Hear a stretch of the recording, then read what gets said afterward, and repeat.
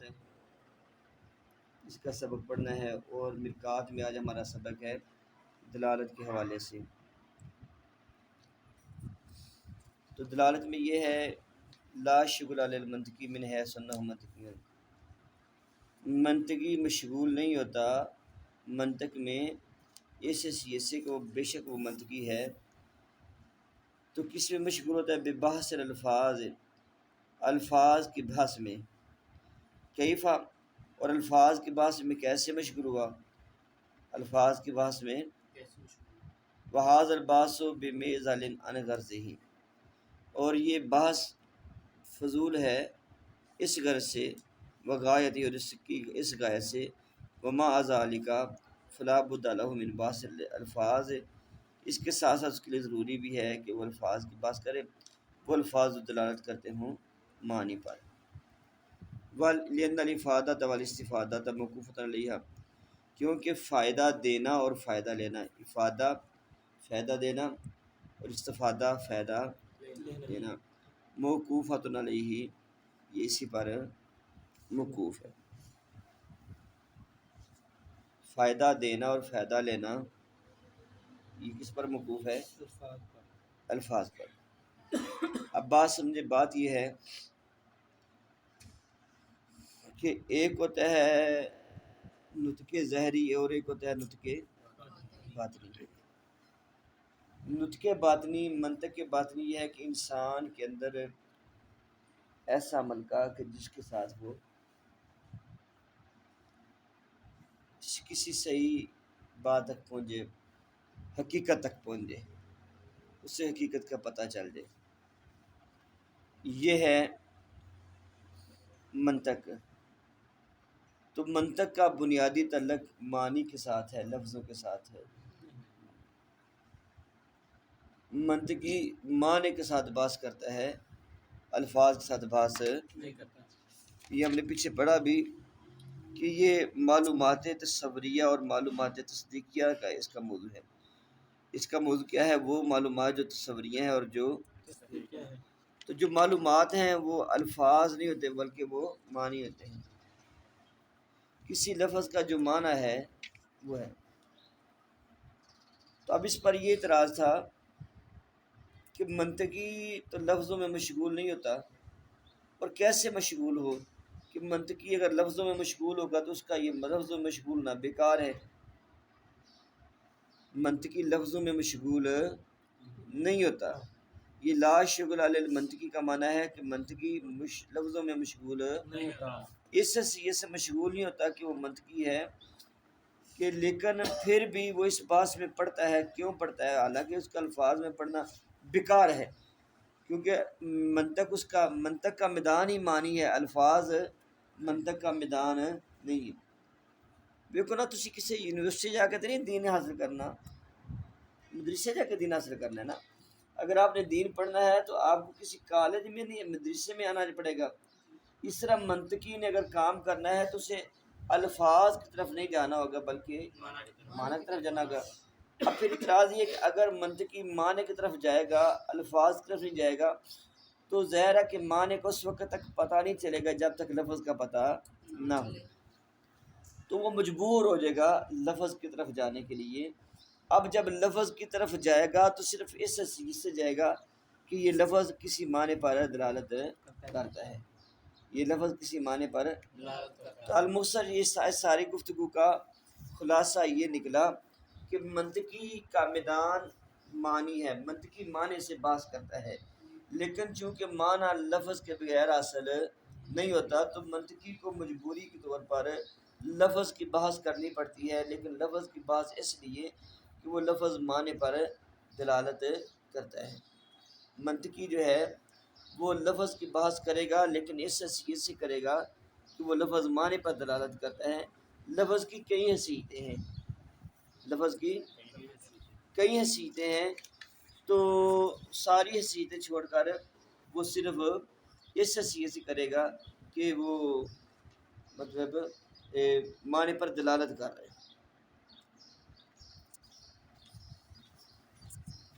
آگے دلالت کی بات آ گئی۔ الدلال لغتاً هو الارشاد، دلالت لغت میں ارشاد رہنمائی کرنا ہے، ایرا نمودرین راہ دکھانا ہے۔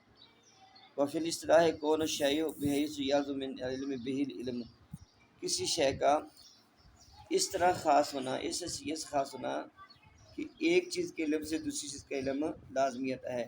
یلزم من العلم، علم لازمی ہوتا ہے اس کے ساتھ کسی دوسری چیز کا علم۔ دلالت کہتے ہیں کہ کسی چیز کا دوسرے کے ساتھ اس طرح خاص ہونا کہ جب ایک کا علم آ جائے تو دوسرے کا خود بخود علم آ جائے، جب ایک کا علم آ جائے تو دوسرے کا خود بخود علم آ جائے۔ اور پھر دلالت کی دو قسمیں ہیں، لفظی اور غیر لفظی۔ وہ لفظیت ما یکون دال فی لفظ، لفظی وہ ہے جس میں دلالت کرنے والا لفظ، اور وہ غیر لفظی اور غیر لفظی وہ ہے جس میں دلالت کرنے والا لفظ نہ ہو۔ وکل منها علی ثلاثۃ انواع، ان میں سے ہر ایک کی تین قسمیں ہیں۔ احد اللفظیہ الوضعیہ، پہلی لفظیہ وضعیہ، جیسے لفظ زید کی دلالت علی مسمہ ہو، اس کے مسمہ پر جس کا نام ہے۔ والثانیۃ اللفظیہ طبیعہ، دوسری قسم لفظیہ طبیعہ ہے، جیسے اوہ کی دلالت یہ بضم الحمزہ، حمزہ پر ضمہ دے پڑھنا ہے، وسکون الہائی اور ہا کو ساکن پڑھنا ہے۔ المہملہ کا مطلب ہوتا ہے کہ جس کے اوپر نقطہ نہ ہو۔ جہاں بھی یہ لفظ مہملہ آئے گا نا تو مہملہ کا معنی کیا ہوگا؟ جس پر نقطہ نہ ہو۔ اصل میں بیٹا جب عربی زبان ہوتی ہے نا، عربی والے ہم تو اس میں نقطہ ڈال دیں گے، نہیں ڈالتے، تو بعد کا تو وہ سادہ لفظ لکھ کے اگر الحال مو جمع کر دیں تو یہ جیم ہوتی ہے، الحال مہملہ کر دیں تو یہ ہاتھی ہے، حالی نقطے سے جو حالی ہے۔ وکیلا بفتحہا، اور یہ بھی کہا گیا ہے کہ یہ اس کو فتح کے ساتھ پڑھیں گے، اوہا اوہا پڑھیں گے، اوہ کو بجائے اوہا اوہا پڑھیں، انہی کے حق کو فتح دیکھ پڑھیں گے۔ اللہ واجہ صدر، یہ اوہ سینے کی دلالت کرتی ہیں۔ فإن طبیعت تتر بإحداث هذا اللفظ، اب جو طبیعت ہے وہ مجبور ہے اس لفظ کو بنانے کو، عند عروض الوجہ، جب اس کو سینے میں درد پیش آئے گی۔ والثالثۃ اللفظ العقلیہ، تیسری ہے لفظی عقلیہ، جیسے لفظ دیز، دیزا نیل مسموع من وراء الجدار، جیسے دیوار کے پیچھے لفظ دیز سنا جائے، علی وجود اللفظ، یہ بولنے والے پہ دلالت کرتا ہے کہ اس کی دیوار کے پیچھے ہے جس نے یہ بولا ہے۔ اب یہ دلالت لفظیہ ہے لیکن عقلیہ ہے۔ ورابعہ، اور اس کی چوتھی قسم غیر لفظیہ، غیر لفظیہ وضعیہ ہے، جیسے دوال اربع کی اپنے مدلولات پر دلالت، میں دوال اربع تو دسنا میں کی۔ وخامسها غیر لفظیت طبیعہ، غیر لفظیہ لیکن طبیعہ، جیسے دلالت صحیح للفرس علی طلب الماء، گھوڑے کا ہنہنانا پانی کو طلب کرنے پر، والکلاء، اور گھاس طلب کرنے پر۔ سادس غیر لفظیہ العقلیہ، چھٹی قسم غیر لفظی عقلیہ ہے، جیسے دھوئیں کی دلالت آگ پر۔ فحادثی تو دلالات، یہ 6 دلالتیں ہیں۔ والمنطقی نما یبحث عن الدلالات اللفظیہ الوضعیہ، اور منطقی صرف بحث کرتا ہے دلالت لفظیہ وضعیہ سے۔ لأن الافادۃ للغیر والاستفادۃ من الغیر، کیونکہ غیر کو فائدہ دینا اور غیر سے فائدہ حاصل کرنا، انما یتیسر بها بسہولۃ، یہ میسر ہوتا ہے سہولت سے، بخلاف غیر، برخلاف ان کی غیر کے۔ فإن الافادۃ والاستفادۃ بها لا یخلو عن صحبۃ هذا، کیونکہ فائدہ حاصل کرنا اور فائدہ دینا اور فائدہ حاصل کرنا لا یخلو خالی نہیں اس مشکل سے۔ کاغذ پہ سمجھے پتر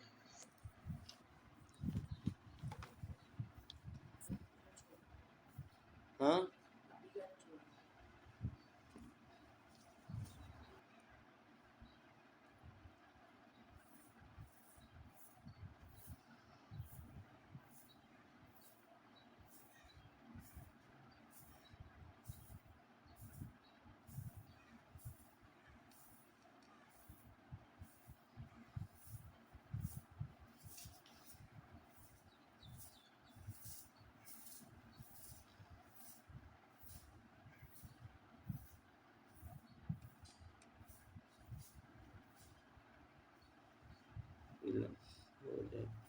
دلالت ایک چیز کا دوسری چیز کا اس طرح خاص ہونا، یہ ساتھ ہونا کہ جب ایک کا علم ہو تو دوسری کا بھی علم خود بہت آ جائے۔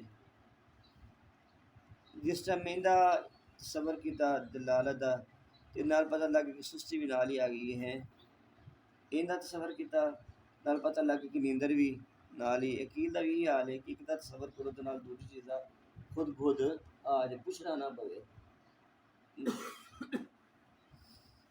تو دلالت کی دو قسمیں ہیں.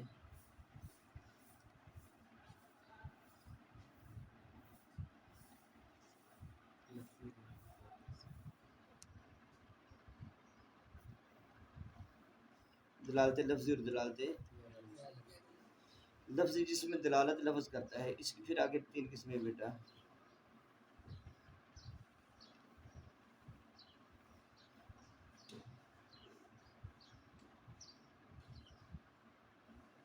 دلالت لفظیہ ودیہ. ودیہ. ودیہ کا معنی ہوتا ہے جس کو ہم خود وضع کرے بنائیں. لفظیہ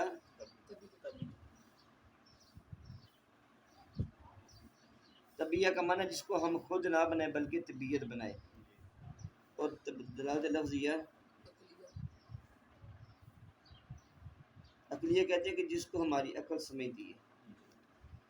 جیسے دلالت زید کی دلالت مسمى پر، جس مسمى معنی جس کا نام ہے.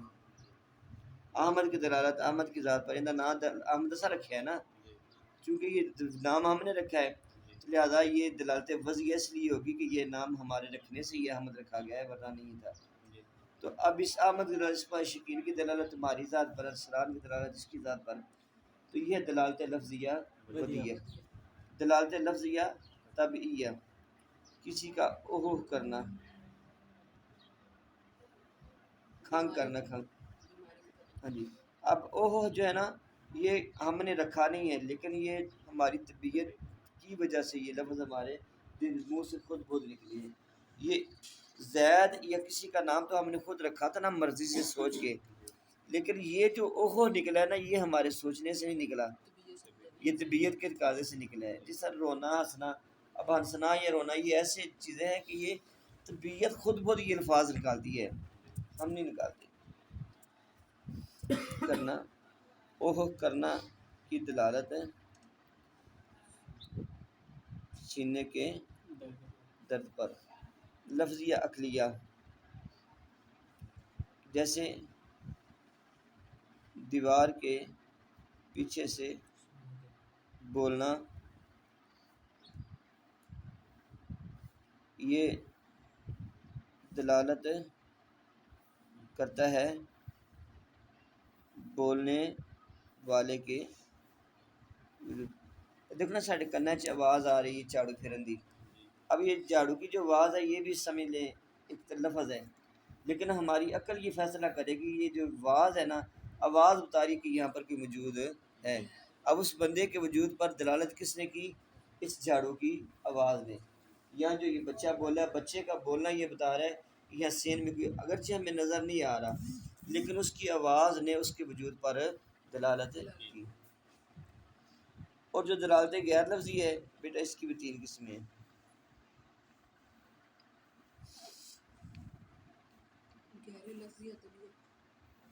غیر لفظیہ وضعیہ بیٹا اسی طرح سے چلنا، اور غیر لفظیہ طبیعہ، اور غیر لفظیہ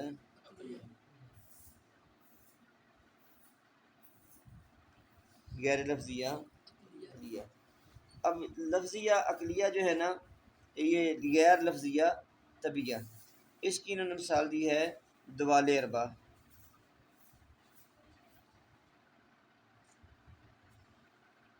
دوال اربع یہ پہلے یہ سمجھے کہ دوال اربع، دوال دلالت کی جمع دوال ہے، دلالت کی جمع، اور اربع 4 ایسی چیزیں ہیں جو غیر لفظی ہیں، لفظ نہیں ہیں لیکن دلالت کرتی ہیں.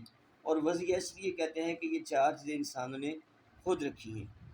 یہ 4 چیزیں انسانوں نے ان 4 چیزوں میں سے جو پہلی چیز ہے وہ ہے خطوط، دوسری ہے عقود، چوتھی ہے نصب، اور 5ویں ہے اشارات.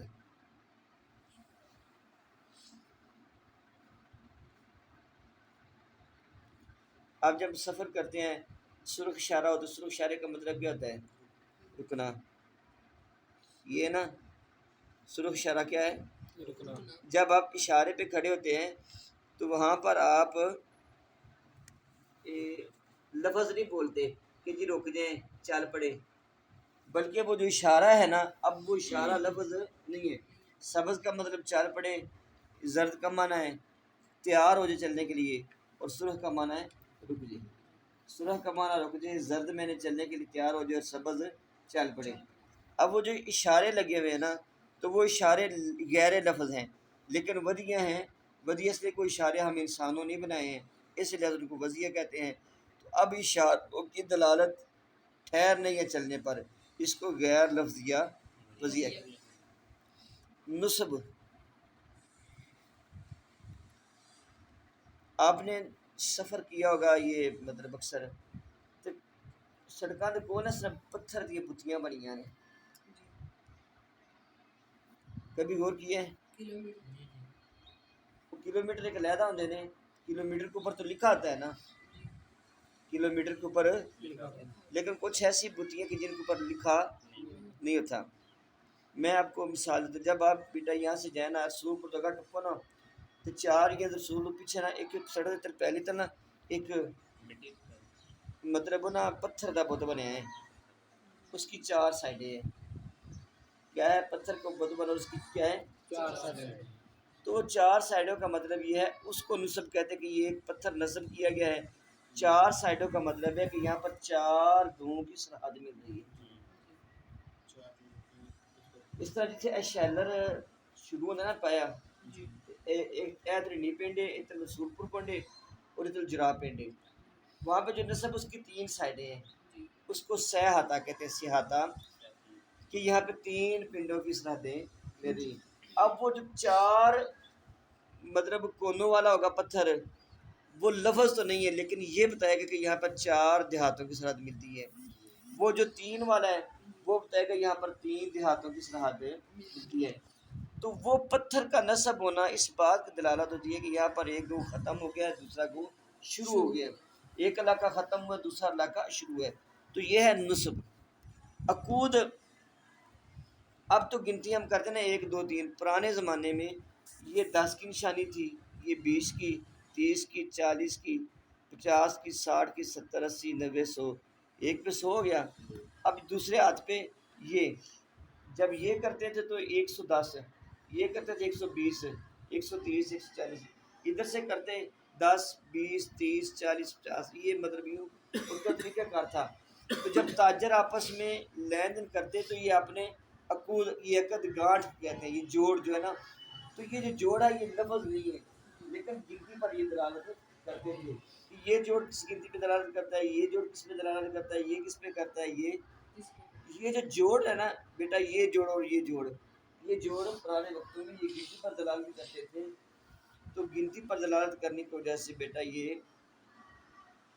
اس میں اس کو عقود کہتے تھے. اب یہ لفظ نہیں ہے، یہ کیا ہے؟ غیر لفظ ہیں، لیکن غیر لفظ ہو کر یہ گنتی پر دلالت کرتے ہیں.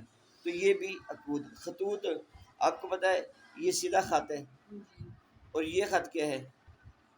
You turn. یہ خط کیا ہے؟ اور یہ خط کیا ہے کہ یہاں سے سڑک نے مڑنا ہے. یہ آپ سڑک کے کنارے یہ دیکھتے نہیں ہیں خطوط، یہ خط، یہ اس خط کا معنی یہ بھی خط ہے، مطلب یہاں سے آپ نے یو ٹرن لینا ہے، اس کا معنی آپ نے سیدھا جانا ہے، اس کا معنی آپ نے یہاں سے مڑنا ہے.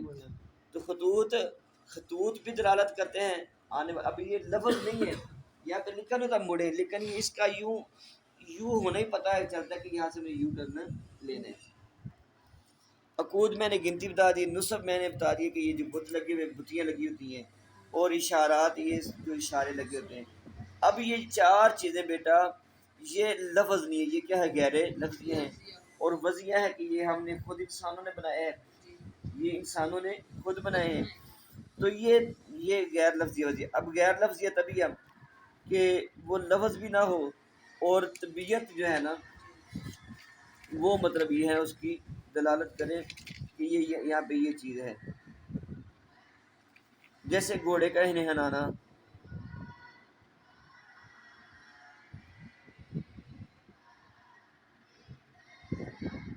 ہنانا. اب گھوڑا جب ہناتا ہے تو کیا مطلب ہے؟ گھوڑا مانگ رہا ہے گھاس یا پانی مانگ رہا ہے. گھوڑے کا ہنانا، اب گھوڑے کا ہنانا یہ لفظ نہیں ہے، لیکن اس کا جو ہنانا ہے یہ اس کی طبیعت کا تقاضا ہے، اور اس کی طبیعت غیر لفظی ہے. طبیعت کا اظہار غیر لفظی سے کر رہا ہے. اس طرح غیر لفظی عقلیہ جیسے دوے کی دلالت ہے.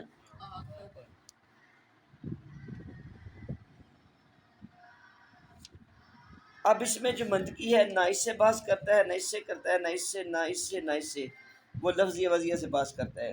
کیوں کہ سمجھنا اور سمجھانا، فائدہ دینا اور فائدہ لینا اس پر موقوف ہے. تو لہذا منطقی صرف دلالت لفظی یا وضعیہ سے بحث کرے گا، باقی کسی سے بحث چلو بیٹا